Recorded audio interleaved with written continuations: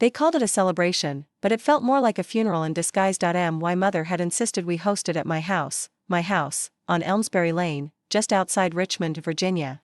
She phrased it as a compliment, as if it were a tribute to my good taste and clean countertops. It's just the perfect space for a family gathering, she said, eyes darting around the sunroom as if measuring it for caskets. I had said yes the way I always said yes to her, tired of fighting, too exhausted to explain that hospitality wasn't my love language, especially when it came to my family. It was early April, the kind of afternoon where the sun came down hard and golden, and everything outside looked gentler than it was. The dogwoods were blooming along the street, the neighbors' kids were riding their bikes in lazy circles, and inside my house, trouble had dressed up in smiles and linen. Every time I opened the door to let another guest in, the warmth outside felt like a lie compared to what waited inside. Everyone was there. Aunt Louise arrived first, of course, wearing a coral blazer and those oversized pearl earrings that clicked whenever she tilted her head to deliver a judgment. She kissed me on the cheek that smelled of talcum powder and underlying disapproval. "You look tired, dear," she said as if it were a compliment. Uncle Daniel trailed in behind her, already drinking something strong out of a travel flask, chuckling like the joke had started in his head and never quite reached his mouth. Then came Mark, my younger brother, my mother's golden child, grinning like he'd already won something. His wife, Claire, wore a new sundress, a new perfume, and a look that said she was only here to collect praise. The occasion was vague. By design, a spring family brunch, a gathering of gratitude, my mother called it. Gratitude for what, exactly, was unclear. Maybe for the fact that we were all still breathing. Or maybe because my house was finally good enough for them to step inside that I had spent weeks preparing. The kitchen had been scrubbed until the white tile gleamed like bone. I rearranged the furniture in the den, polished the wood floors, and even reupholstered the armchair in the corner by the fireplace. The garden had been mulched the day before, and the guest bathroom stocked with fresh soap and rolled towels. I wanted it to be right, not for them, but for me. This house was the one part of my life I had built alone, brick by brick, after years of scraping by. I bought it 10 years ago with a down payment earned through long nights of freelance design work and a modest inheritance from my grandmother, Evelyn, the only woman in my family who had ever looked me in the eye and told me I didn't need a husband to make my life valid. I remember when I first moved in. The place had been old and a little crooked, with wallpaper that peeled like sunburnt skin and pipes that groaned like ghosts. But it was mine. Every inch of it had passed through my hands. And when the work was done, it stood quietly proud. The kind of house that held its secrets and knew how to keep them. That afternoon, the house looked beautiful. The sunlight filtered in through the tall windows. The scent of lemon-roasted chicken drifted from the oven. I had made pitchers of lavender iced tea and cucumber water. I wore a linen blouse, soft slacks, and my mother's vintage locket, more for armor than sentiment. For the first hour, everything was stiff but civil, the living room filled with idle chatter and the clink of glasses. Claire showed off photos of her twins. Aunt Louise went on about her last trip to Europe, something involving a canal boat and an unfortunate encounter with a waiter in Prague. My mother floated from room to room like a monarch surveying her garden, giving nods of approval to things I had paid for and cleaned. Not once did she say thank you. I remember standing in the kitchen, hands resting lightly on the edge of the marble island, trying to stay in the moment. Smiling through questions about when I was going to finally date someone serious or consider freezing my eggs before it's too late. I answered with polite shrugs and changed the subject to the floral arrangements. The whole thing had the feeling of a play where I was both set designer and forgotten cast member, and then, the moment turned. It happened so fast I almost thought I imagined it. My mother stepped close enough that I could smell her perfume, something floral and sharp, like jasmine cut with vinegar. She was holding a champagne flute, untouched. Her smile was practiced, but her voice was cold. "You're wasting space, Eleanor," she said, almost sweetly. "A house like this with no children? It's selfish." The words didn't register at first. They floated in the air between us, weightless and absurd. I blinked, looked around, and saw that a few conversations had gone quiet, that people were watching. "I beg your pardon?" I asked calmly. My hand stayed on the counter, fingers curled slightly. "You heard me," she said, louder this time. "You don't need all this space. It's just you. All these rooms. All this land. What are you even doing with it?" I opened my mouth, maybe to respond or maybe just to breathe, but then came her hand. It cracked across my face before I even saw it coming. A sound like a wet snap. I stumbled back a half step. The room fell utterly silent. My cheek stung. My ears buzzed. Aunt Louise's wine glass quivered slightly in her hand. Uncle Daniel looked down at his shoes. Claire covered her mouth with a delicate gasp, and then Mark, my brother, laughed. One sharp, cruel clap. Just once, but it echoed. No one said a word. No one stopped her. No one stepped forward, they just watched me burn. The heat climbed up my neck, not just from the strike but from the violation, the public spectacle of it all. The way they all stood still, like it had been earned. Like my life, my choices, my boundaries, my dignity, had been one long joke finally delivered. I stepped back. Not a word left my mouth. I didn't storm off, didn't make a scene. I just turned and walked toward the stairs, letting the click of my heels carry the sound of refusal. I passed the mirror in the hallway and caught a glimpse of myself, one side of my face flushed, my eyes wide and steady. It was the face of a woman who had reached a very specific kind of silence. The kind that doesn't scream or shatter, it sharpens. Upstairs, I closed the bedroom door quietly behind me. My breath came slowly and deliberately. I looked around at the space I had made mine, the framed paintings, the bookshelves full of novels and design guides, the linen curtains that swayed in the spring breeze. This was my home. Not theirs. Not anyone else's to take or rearrange. I sat on the edge of the bed, rubbed my temples, and tried to process what had just happened. The humiliation was raw, but underneath it, something was stirring. Something that had been waiting for this very moment to wake up. They didn't see it yet, but the tide had shifted. Their attack wasn't just cruel, it was clumsy. And for the first time in years, I felt strangely calm that I knew what I had to do. I didn't come back downstairs until the last champagne flute had been emptied and the sky outside had turned the color of overripe plums. I took my time. I washed my face, replaced the pale foundation on my cheek where the mark bloomed, and stared at myself in the mirror, steadying my breath. The handprint had faded into a flush, but the sting remained.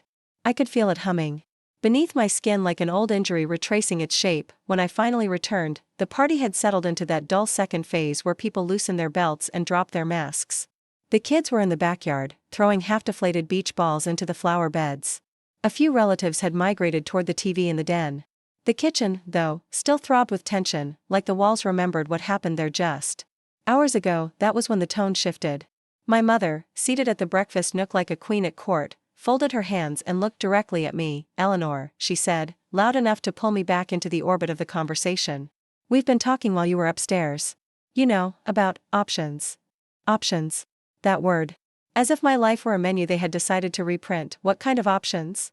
I asked, knowing the answer but needing to hear them say it. "Well," she started, and already her voice had changed. She was in performance mode, playing calm, compassionate matriarch. "Mark and Claire are feeling a bit crowded in their townhouse. The twins are growing.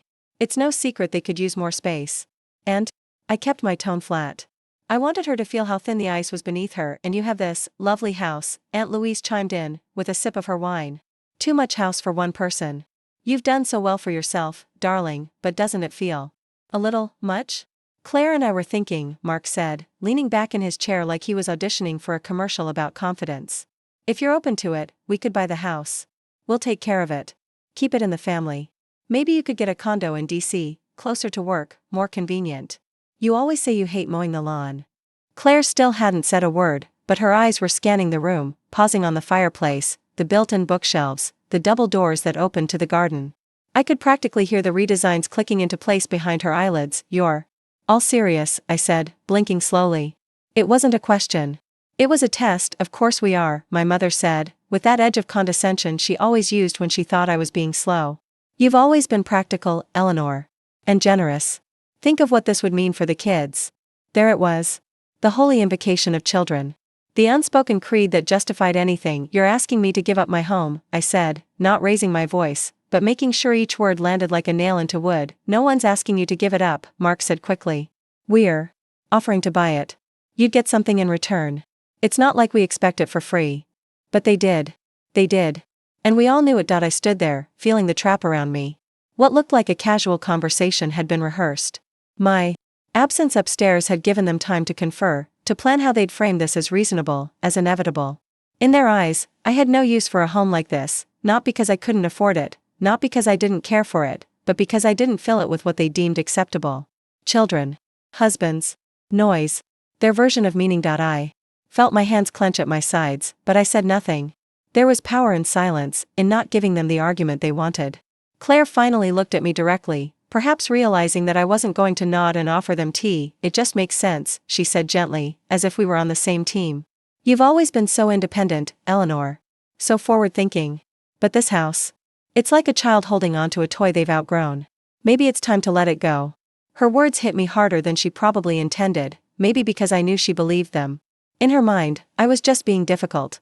I was holding on to this home like a child clutching a teddy bear, unable to face the reality of adult compromise.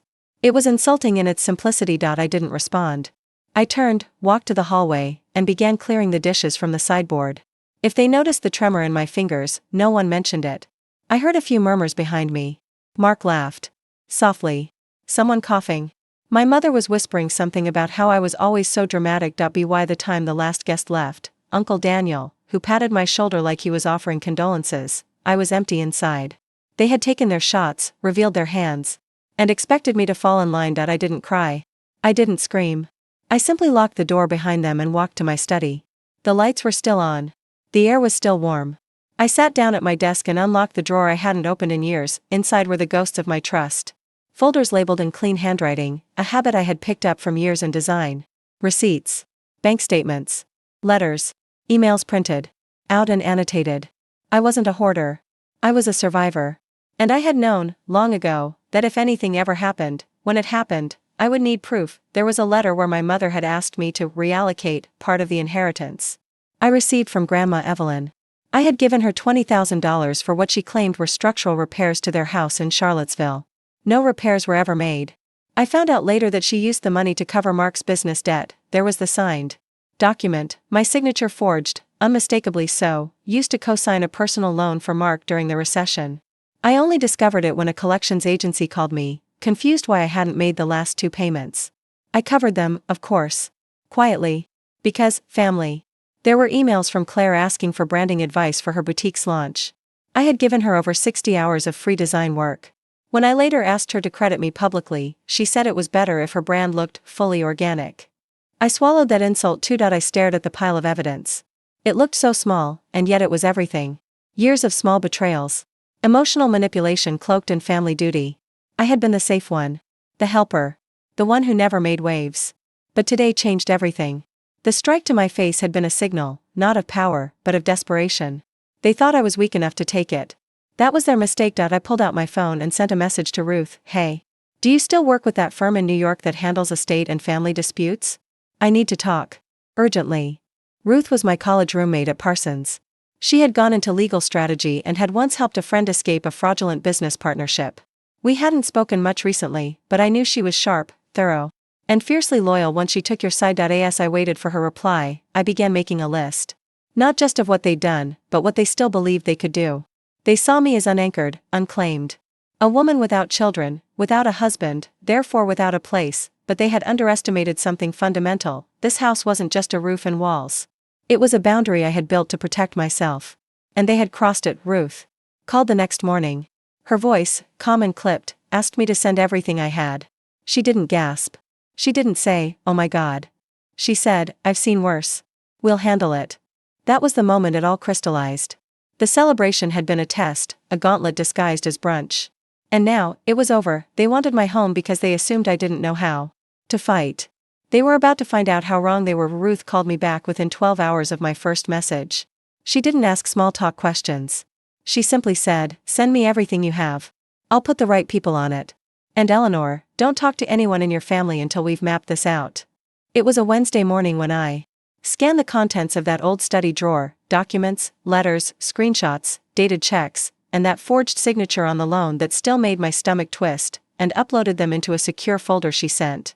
By Thursday evening, I was on a train to New York, carrying a flash drive as backup and wearing the calm, detached expression I'd taught myself over the years, the kind of face that looks neutral from the outside but is bracing for impact.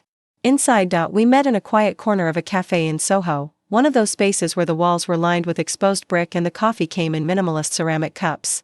Ruth hadn't changed much, taller now, maybe a little sharper in the jawline, but still with the same laser-eyed focus that once earned her the nickname, the guillotine. During our college debates, she listened without interrupting.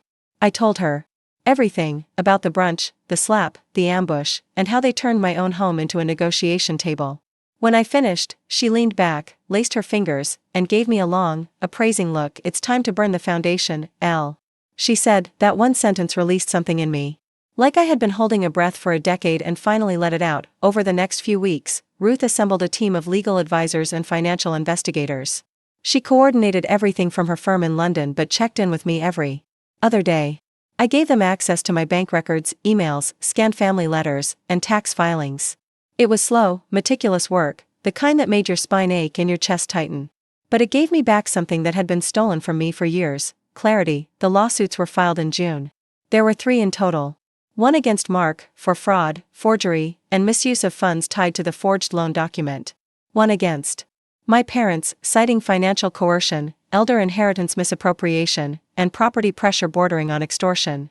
The third was a cease and desist against Claire's boutique, after we discovered she had been using some of my design materials, assets I'd given her for free, without attribution or compensation, violating copyright agreements. I didn't tell anyone in the family. Not a word. The silence was surgical. Instead, they received their summons on a Tuesday morning in July. Later that same day, a piece was published by the Richmond Ledger, written by a local journalist I had worked with years ago when designing a nonprofit's brand identity. She remembered my professionalism, my quiet patience, and when I hinted that I had a story, one involving hidden family theft and legal manipulation behind the closed doors of upper-middle-class America, she agreed to run it, anonymously at first. The article's title was "Erased at the Dinner Table: How Family Ties Can Strangle Financial Autonomy." Within 24 hours, the ripple effect began. The phone calls started, first from curious acquaintances, then from business partners, and finally from old friends who had seen the headline and connected the dots. Whispers turned into meetings. Reputations that once gleamed in the sunlight began to rust. Mark's investors, already nervous about his shaky startup finances, started pulling out. No one wanted to be linked to a CEO with an active fraud lawsuit hanging over his head. His company's funding collapsed in 2 weeks. The office in Alexandria shut its doors a month later. My parents' social world cracked, too. Their country club, where my mother had hosted annual luncheons for women of influence, sent a formal letter stating that the board had reviewed the situation and decided to revoke their membership due to reputational risk. I heard from a mutual acquaintance that she cried in the parking lot for 40 minutes. Claire's boutique, once a darling among small luxury brands for ethically sourced style, was suddenly under fire. An independent designer she had ghosted years ago reached out to the same journalist, claiming stolen mock-ups and unpaid royalties. The story was updated. The boutique's online reviews were flooded with calls for boycotts. She tried to rebrand under a different name 2 months later, but the internet never forgets. Through it all, I remained quiet. I didn't gloat. I didn't call them to argue or explain or ask why. I let the truth do what it always does when it's finally seen, cut, cleanse, and clear. People often assume revenge feels like fire. But for me, it felt like water. Still, cold, steady. I watched the walls they built to contain and diminish me collapse under the weight of their own choices. I didn't push them. I just removed the support beams they'd taken from me and let gravity do the rest. But the most important change wasn't public. It happened inside the house. With the legal processes underway, I revisited each room in my home, not to pack it up, but to reclaim it. I took down every photograph that reminded me of false smiles. I removed the old guest bedroom furniture that my mother had chosen and replaced it with soft, slate-colored linen and a bookshelf of my favorite authors, Toni Morrison, Mary Oliver, and Hilary Mantel. I reupholstered the armchair in the den again, this time in a deep green velvet that reminded me of strength and forest shadows. I reached out to a trauma-informed accountant, someone Ruth recommended, to help me disentangle every financial link I had with my family. We pulled old accounts, cleaned up my credit reports, and set up protections so that no one, no matter how familiar, could access my money again without permission. I felt like I was finally laying down new wiring in a house that had long been lit with faulty current. Strangers began writing to me after the article. Women, mostly. Some men. Stories poured into my inbox, people who had been manipulated by siblings, pressured by parents, erased in wills, and gaslit by spouses. One woman from Philadelphia wrote, "Reading about your story made me feel like I wasn't crazy. Like I wasn't alone." That sentence haunted me. Because I knew exactly what she meant. Eventually, I started a small online project, anonymous at first. A space for people to share their experiences with financial abuse within families. Not just theft, but the subtler forms, the endless emotional IOUs, the guilt-laced generosity, the manipulation of resources disguised as help. I called it Second Foundation. Ruth offered to help with the legal side. A friend of hers in Manchester, a therapist, offered free consultation slots for anyone referred through the site. Within 3 months, over 500 people had shared their stories. I realized this wasn't just my war. It was a quiet epidemic, stitched into the fabric of families who treated boundaries like betrayal, through the lawsuits, through the headlines, through the silence that followed my family's implosion. One thing became clear: they hadn't just underestimated me. They had assumed I would stay small because that's how they needed me to remain, but I had built this house alone. And now, for the first time, I lived in it fully. The last time I saw any of them in person was in the hallway outside the mediation hearing. My mother wouldn't look at me. Mark glared, but said nothing. Claire wore sunglasses indoors. Their lawyer seemed more embarrassed than confident. I wore a navy blue suit and no makeup. I wasn't there to soften anything. The mediation didn't end in reconciliation. It ended in settlements. They paid what they owed. I signed the release. And I walked out of the building not with relief, but with precision. I wasn't free because they gave it to me. I was free because I took it. The house on Elmsbury Lane is quiet again, not empty, never empty, but peaceful in a way I hadn't known it could be. I replaced the front lock myself. The old one always stuck a little, and I never noticed just how much that small daily friction had become symbolic until I held the new key in my palm, turned it once, and heard the smooth, final click of separation. It was more than security, it was control. The home was mine again, in every sense of the word. In the weeks after the final settlement, I took stock of everything. Not just financially, though I made sure every penny owed was accounted for, but emotionally. I opened drawers I hadn't touched in years, cleared shelves that held heirlooms I never asked for. Some things I donated. Others I simply let go. But one item held a strange grip over me: my parents' old armoire, a hulking mahogany beast that had stood in the guest room since I moved in. They'd insisted I keep it, said it was a family piece, though I never liked the way it loomed. I sold it. Got $300 for it from an antiques dealer in Charlottesville. I used that money to build a small greenhouse in the backyard. It's modest, just 10 feet by 12, with glass walls and a cedar frame, but it holds more life than I ever expected. Tomatoes grow in neat rows. Lavender stretches out in soft clusters. I added thyme, rosemary, and basil. Every morning, I walk out barefoot, coffee in hand, and tend to the plants with a kind of reverence I didn't know lived in me.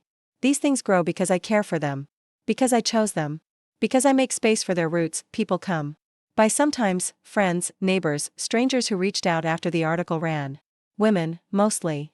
Women who had stories like mine, or pieces of mine. Some were older, with silver in their hair and battle lines in their eyes. Others were barely in their 20s, already bleeding from wounds they didn't yet have words for.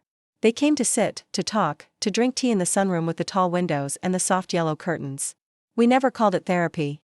But something in those conversations stitched us back together. We talked about what it means to be erased, not just from wills or bank accounts, but from family stories, from dinner tables, from memory itself. One woman, Marcy, told me her parents kept introducing her at reunions as the one who never quite found her way, even though she'd started 2 nonprofits. Another, Janine, said her brother got their childhood home even though she'd paid their mother's medical bills for years. They laughed, sometimes bitterly, but mostly just tired. I knew that laugh. I'd lived in its echo. We talked about rage. Quiet, persistent rage. The kind that simmers beneath the surface, waiting for a name, for language, for permission to matter. I permitted them. I didn't set out to. But the moment I stopped apologizing for my anger, it became a lantern. People followed its glow and found themselves beside me. There was never any reconciliation with my family. That's not the shape healing took for me. It's a myth we're sold that forgiveness is the final act of growth. That you must let it all go or risk becoming bitter. But bitterness, I've learned, isn't always a failure. Sometimes it's just the scar tissue left by boundaries you should have set years ago. I didn't forgive them because they weren't sorry. I didn't reconcile because they weren't changed. And I don't regret that choice. Forgiveness, if it ever comes, will belong to some future version of myself, one who can offer it without cost. But I don't owe that version to anyone else. I only owe myself peace. And peace, I found, is not the absence of conflict, it's the presence of truth. I've built a life rooted in that truth. I started writing again. Not just for work, but for myself. Small essays, reflections, notes in the margins of old notebooks. I wrote about grief that doesn't grieve a death, but a deception. I wrote about how betrayal tastes like metal, and how trust rebuilt feels like cool earth under bare feet. People read it. They shared it. One essay I posted anonymously was picked up by a women's collective in Chicago. They asked if I would speak at a virtual panel. I said yes, even though public speaking used to terrify me. My voice shook for the first 5 minutes, but then I remembered the sunroom. The women who'd sat with me in silence and tears. I remembered how far I'd come. I spoke about the myth of chosen family as an easy fix. How it doesn't erase the longing for parents who see you or siblings who respect you. But it gives you something else, something better. It gives you mirrors. People who reflect your worth, not because of your bloodline, but because of your being. One of those mirrors, to my surprise, became Ruth. We hadn't been especially close since college, just check-ins and updates, birthday texts when we remembered. But something about this case bonded us again. She flew out in the fall just to see the greenhouse. She brought a bottle of dry white wine and a bar of English chocolate, and we stayed up late laughing about the old dorm days, about how we used to think being adult meant paying bills and buying throw pillows. Turns out being an adult just means surviving everyone's expectations without losing yourself, she said, half joking, but she was right. And as for the house, it has changed, and it hasn't. The bones are still the same. The white brick still catches the afternoon sun just right. The floors still creak in the same places. But the energy is different now. I've layered the space with softness. I bought new curtains for the guest room, painted the hallway a warm slate blue, and added more plants than any one person could reasonably tend to. It's a little overgrown. A little too full. Just like me, sometimes, I sit on the porch at night and listen to the wind move through the trees. I remember the version of myself who thought peace would come when everything was forgiven, when everyone came around, when the world finally said, "You were right." I sent her love, but I'm not her anymore. Peace came when I stopped asking for permission to exist. They took so much from me. Time, trust, money, even the shape of certain memories. But they didn't take me. They didn't break my mind. They didn't steal my story, and I will never let them near this house again, not because I hate them, but because I love myself more. This house, this home, is no longer just where I sleep. It's a boundary made of brick and breath. It's where I choose who enters, what energy I allow, what stories I honor. It's the place I reclaimed, rebuilt, and rooted in truth. It's mine.